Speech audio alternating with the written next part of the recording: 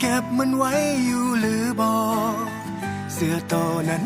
ที่เซ็นให้กันก่อนจากลามีแต่หอยยิ้มหูปเก่าที่เคยถ่ายกันมาจำได้บอกว่าในภาพนั้นมีไผแดงวันเวลาผ่านเลยแต่ยังบ่เคยจะลืมเลือนเปรียบดังเหมือนทุกอย่างได้เกิดขึ้นในมือวานขอเสียงทุกคนที่คิด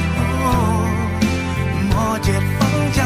อยู่ใส่ผู้ใดที่คิดแฟนเก่าตอนนั้นหรือยังได้ใส่ชีวิตร่วมกันยินดีนำเด้อคิดฮอดกินซอขาว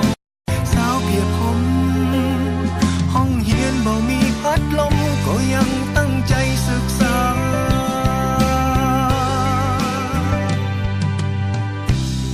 ทั้งคืนและวันจะหมุนไป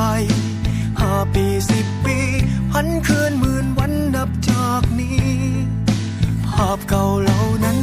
มันจำฝังใจบอกเคยลืมติดอยู่ภายในสิ่งดีๆชีวิตมอปลาย